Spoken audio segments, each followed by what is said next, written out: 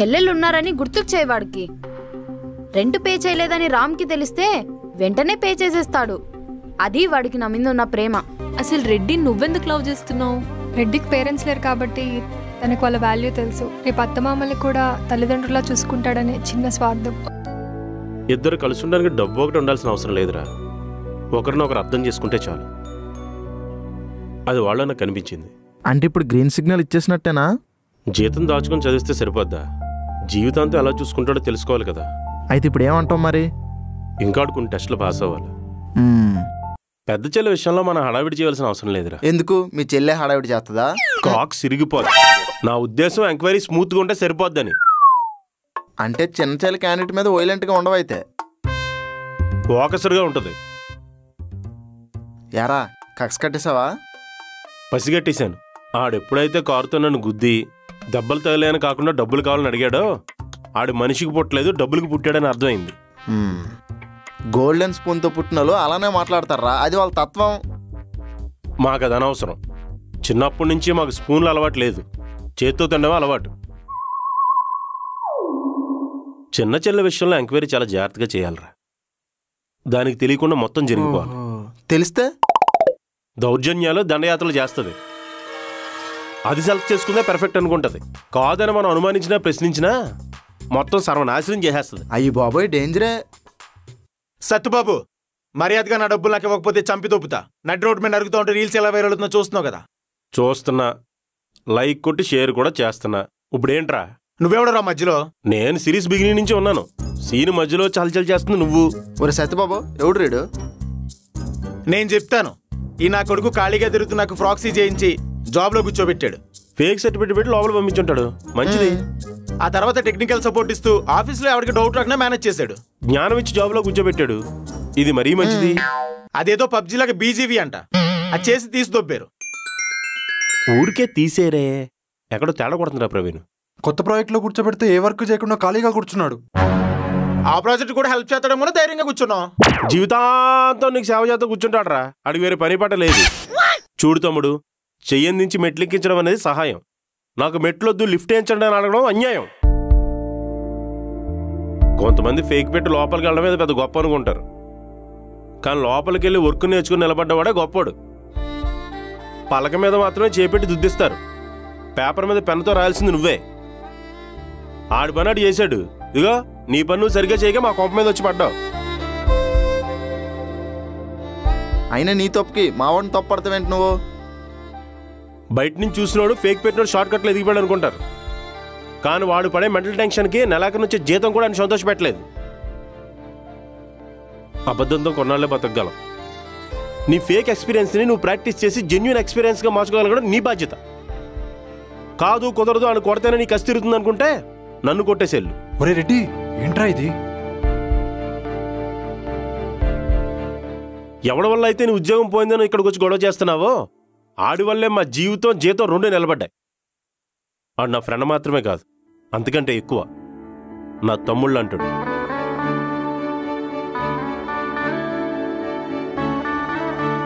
Sorry అన్న, తప్పు అయిపోయింది. సారీ సత్యబాబు.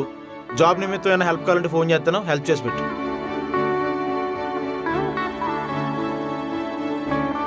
ఇన్ని రోజులు నన్ను జాబ్ కోసం వాడుకున్నావు అనుకున్నాను రా. నీ వాడనుకుంటావు అనుకోలేదు. ఇదిగో ఎంతసేపు ఎమోషన్ అంటే దబ్బదు.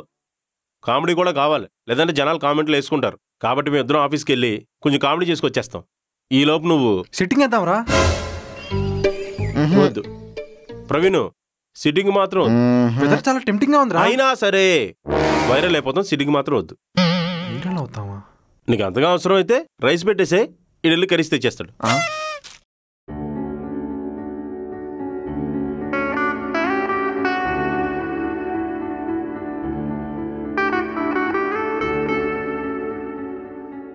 I'm Siva, NRI. నేను ఇండియాకి ప్రత్యేకంగా ఈ పని మీదే వచ్చాను. మీ కంపెనీ నుంచి సాత్విక్ ఇచ్చిన ఈ 5 లక్షల చెక్ బౌన్స్ అయింది. మిగతాది మా లాయర్ గారు మాట్లాడతారు. చూడండి మిస్టర్ జేసీ సార్. జేసీ, మీరు చూస్తే చాలా బిజీ పర్సన్లో ఉన్నారు. ఇప్పుడు ఈ కోర్టులు కేసులు హడావిడి ఇవన్నీ ఎందుకు చెప్పండి? పొరపాట్లనే మనుషులందరూ చేస్తారండి. అసలు పొరపాట్లు చేయడం మానవ సహజం.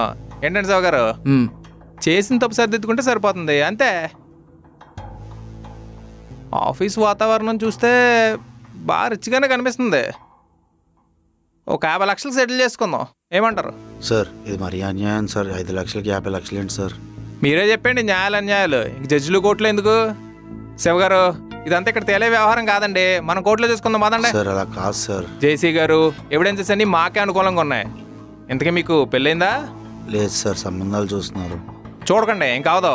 ఎవరండి జైలుకి వచ్చిన వాళ్ళతో పెళ్లి సంబంధాలు కలుపుకునేది? కొంచెం టైం ఇవ్వండి సార్.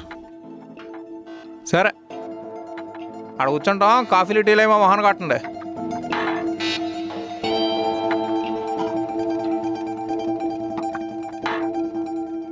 యాభై లక్షలు కట్టాలంట, లేకపోతే జైలుకి వెళ్ళాలంట. ఆ దరిద్రుడు సాత్విక్ గాడు ఎలగిరిగి చెలిపాడు.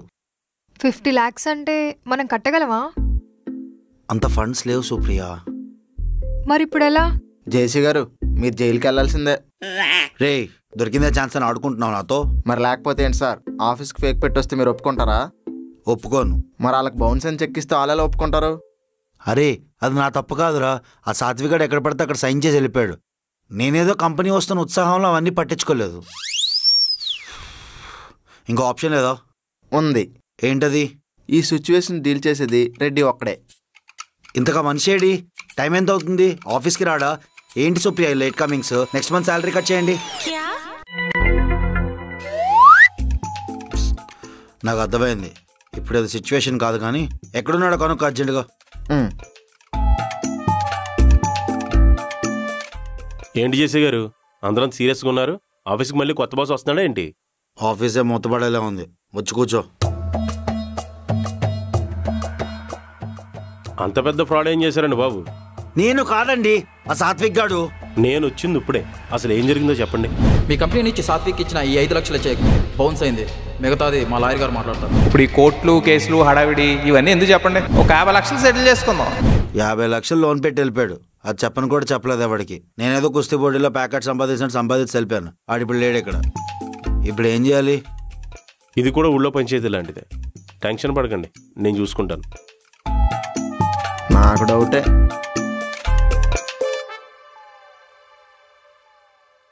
నమస్తే అండి, ఐఎమ్ రెడ్డి.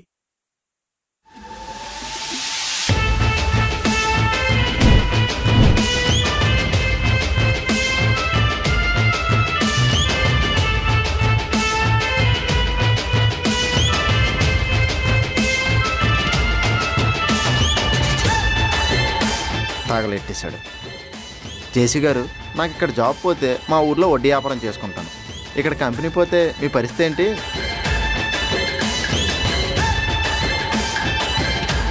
జేసీ గారు, ఇందాక జరిగిందంతా మనసులో పెట్టుకోకండి, ఏమనుకోద్దు. ఇందాక జరిగిన దానికి పెళ్లి సంబంధాలు అంటున్నారు. ఎన్ఆర్ఐ సంబంధాలు ఏమైనా చూద్దామా? మొహమాట పడకండి, చెప్పండి సార్, చూద్దాం. సరే రెడ్డి బాబు గారు, నెక్స్ట్ టైం యూస్ వచ్చేటప్పుడు మా చెల్లెల్ని ఖచ్చితంగా డిన్నర్కి తీసుకొని రావాలి. ఏంటి? తప్పకుండా అండి. సార్, అది డబ్బుల గురించి మీరు అసలేం ఆలోచించకండి. డబ్బులు ఈరోజు ఉంటాయి, రేపు పోతాయి. మా శివగారు చూడండి, డబ్బులు అయ్యి చెప్పండి. మరి టైం అయింది, వెళ్దామా? వెళ్దాం, బయలుదేరుతాం. టైం అవుతుంది. మన సంఘం మీటింగ్ ఉంది, మీ ఆవిడ గారిని తీసుకుని తప్పకుండా రావాలి, మర్చిపోద్దు. జేసీ గారు, మీకు కూడా ఇన్విటేషన్ పంపిస్తాను, తప్పకుండా రావాలి, మర్చిపోకండి. అర్థమైందా? ఉంటాను. డబ్బులు వద్దంటున్నారు. అసలు వాళ్ళకి ఏం చెప్పావు? క్యాస్ట్ ఫీలింగ్తో కొట్టాను. క్యాస్ట్ ఫీలింగా? క్యాస్ట్ ఫీలింగ్తో ఎంత కన్విన్స్ అవుతారా? ఢిల్లీ పాలిటిక్స్ దగ్గర నుంచి గల్లీ పాలిటిక్స్ వరకు అన్ని దీని బేసే జరుగుతున్నాయి. ఆఫ్టర్ 5 lakhs మ్యాటర్ తేలదేంటి? మీరు రెడ్డి కదా, మీది వాళ్ళది ఒకటే క్యాస్టా? కాదు. మరెలా? మా ఆవిడ క్యాస్ట్ అని చెప్పాను. మీకు పిల్లవలేదు కదా? ఇప్పుడు ఫోటోలు, ప్రూఫ్లు, సర్టిఫికేట్లు అడుగుతారు వాళ్ళు నమ్మారు, అదే కావాలి మనకి. కంగారు పడదు, మీరు కూడా వాళ్ళ క్యాస్ట్ అని చెప్పాను. నా క్యాస్ట్ ఏంటో నీకే తెలియదు కదా. మీరు ఏ క్యాస్టో నాకు తెలియాల్సిన అవసరం లేదు, వాళ్ళ క్యాస్ట్ వాళ్ళు నమ్మితే చాలు. ఏదో ఒకట్లేండి, ప్రజెంట్ ప్రాబ్లం సాల్వ్ అయ్యింది. Thank you so much. ఆర్థిక లావాదేవీ తేల్చాం కదా, అభినందనలు ఏమీ లేవా? Thank you so much Reddy గారు. పని చేసుకుందాం, ఇంకా వెళ్ళండి రా.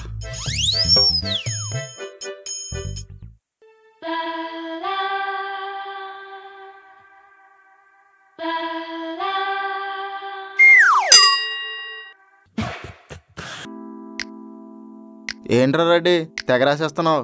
రామకోట? ప్రేమకోటి. ఎవరికైనా హెల్ప్ చేసిన తర్వాత మన లవ్ని ఎక్స్ప్రెస్ చేస్తే అది ఇంకా చాలా పాజిటివ్గా ఉంటుందిరా. అంటే నీకున్న టెన్షన్స్కి ఎమోషన్స్కి ఈ లవ్ లెటర్లు అవసరమా చెప్పు? నాకు అవసరమేరా. అయినా నీకు మొన్నే చెప్పాను, నేను ఫ్రస్ట్రేషన్ నుంచి బయటపడడానికి లవ్ చేస్తున్నానని. అయినా సుప్రియ ఫుల్ టెన్షన్లో ఉందిరా, నువ్వు ఇచ్చే లవ్ లెటర్ తీసుకోదు. సుప్రియ గారు నేను చెప్పానా? మరి అద్వికాకరా, నా మనసులో మాటని సిరాగా పోసి సీక్రెట్గా రాస్తున్నాను. వెళ్ళి తనకిచ్చేయి. ఒరే రెడ్డి, నాకు డౌట్. అడుగు. అద్వికాకి తెలుగు చదవడం రాదు, నీకేమో ఇంగ్లీష్లో రాయడం రాదు. నువ్వు రాసిన తెలుగు లెటర్ తనకి ఎలా అర్థమవుతుంది? భావానికి భాష అక్కర్లేదురా. కానీ అద్వికాకి కావాలరా.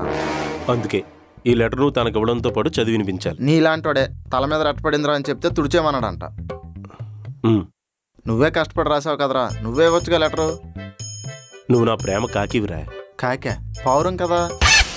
పూర్వం పావురాలు ఇచ్చాయి కాబట్టి ప్రేమ పావురాలు అన్నారు. ఇప్పుడు ఎవరందిస్తున్నారు? అద్విక లవ్ లెటర్ రెడ్డి ఇచ్చాడు. ఓ సంకీర్తన, ఇది తెలుగులో ఉంది, చదవవా? అదేంటి? సుప్రియ, అది నా పర్సనల్. మరి నేనిచ్చింది మాత్రం పబ్లిక్లో చదవలేదా నువ్వు? అది నువ్వు ఆల్రెడీ నాకు ఇచ్చిన తర్వాత దాన్ని ఏమైనా చేసుకునే హక్కు నాకుంది. ఇది కూడా ఆఫీస్, ఏం జరగాలో చెప్పే హక్కు నాకు ఉంది. అద్విక, నీ అదరాలు మా రాజమండ్రి తోటలో తమలపాకులు. నీది నడుము కాదు నాగుపాము, నీది మాట కాదు ఇళయరాజా పాట. ఈ కవిత నచ్చితే నీకే అంకితం ఇస్తాను, నచ్చకపోతే సుప్రియకు పాస్ చేస్తాను.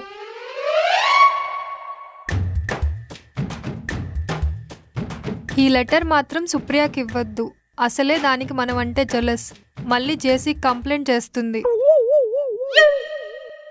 అసలు అద్విక, నీ అందానికి తాజ్మహల్ కట్టించిన షాజహాన్ చూసుంటే తాజ్మహల్కి తాత లాంటి వండర్ కట్టించేవాడు. నేను లో బడ్జెట్ కాబట్టి బీర్తో మా రాజమండ్రిలో చిన్న బార్ కట్టిస్తా. అందులో బోర్ కొడితే ప్రతిసారి బీర్ కొట్టిస్తా.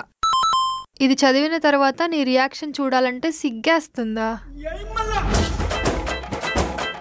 ఇట్లు మీ భవదీయుడు రెడ్డి ఫ్రమ్ రాజమండ్రి. ఇది లెటరా? నీ అంత టాలెంటెడ్గా రాయడం మాకు రాదులే. అయినా ఆఫీస్ అవర్స్లో వర్క్ చేయకుండా ఖాళీ కూర్చున్నావేంటి? ఈ రోజు ఆఫీస్కి నా కాంట్రిబ్యూషన్ 50 lakhs. ఛీ!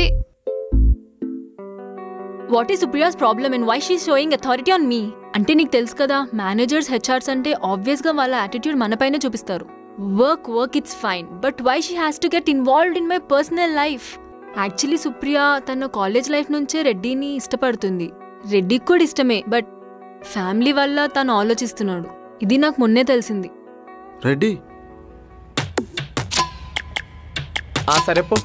ఈడేంటి ఇక్కడికి వచ్చాడు? ఎన్నో టెన్షన్స్ ఉంటాయి కదరా, దొమ్మేయడానికి వచ్చి ఉంటాడు. ఇది హ్యాబిట్ అలవాటో తెలుసుకొని వస్తా. నాకు క్యాప్ ఏది? మాస్క్ ఉందా?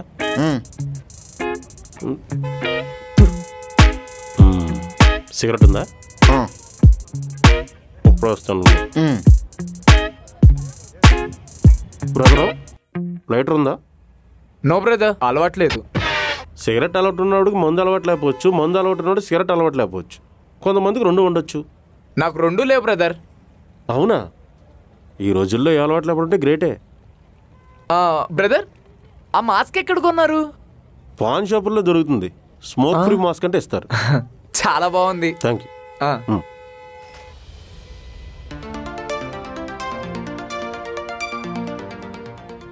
ఏ అలవాట్లు లేవంటున్నాడు రా? అవునరా, ఆడికి నేను ఎలాగా తెలియదు కదా, నేను వెళ్ళేవాడిని కదా నీ ప్లేస్లో. ఈ మొక్క ముందు చెప్పాలి. అంటే భారీగా రెడీ అయ్యి కనిపించావు కదా, వేస్ట్ అయిపోద్దని. ఆడు చాలా మంచోడురా, ఏ అలవాటు లేదనుకుంటా. నువ్వే ఆడి గురించి నెగిటివ్గా థింక్ చేస్తున్నావు. లేదురా, ఇంత డబ్బుండి ఏ అలవాటు లేదంటే ఎక్కడో తేడా కొట్టేస్తుంది. డబ్బున్నోళ్ళంటే మనకు విలన్స్లా కనపడడం చిన్నప్పటి నుంచి అలవాటే కదరా. ఎక్కడో స్క్రీన్ ప్లే తేడా కొడుతుందిరా, కరెక్ట్ చేయాలి. Please subscribe to JD Prasad YouTube channel. Praveen, నువ్వు సబ్స్క్రైబ్ చేసావా? చూడ సిగ్గిపోదు. ఏదైనా ముందు మనం ఆచరించాక తర్వాత ఎదుటోళ్ళకి చెప్పాలి. సబ్స్క్రైబ్ చేయి. కంటెంట్ మీకు నచ్చిందని అనుకుంటున్నాను. ఇంకేమైనా సలహాలు సూచనలు ఉంటే కామెంట్స్ ఇచ్చేయండి. మీరు సబ్స్క్రైబ్ చేయని వాళ్ళు మాత్రం సబ్స్క్రైబ్ చేసుకోండి.